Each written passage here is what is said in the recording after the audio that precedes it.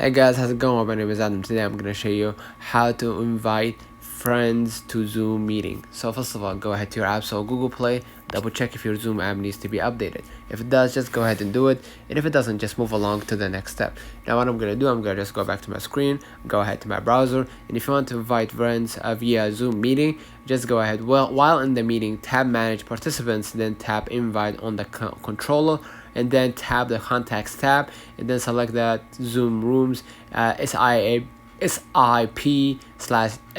or 323 rooms or company contact you want to invite, and then tap invite. All right, so basically you're gonna see right here, this is your basically your meetings and everything, and you can just go ahead and click on the meetings, and basically you're gonna be able to share your meetings on on Zoom via company, individuals, or even group.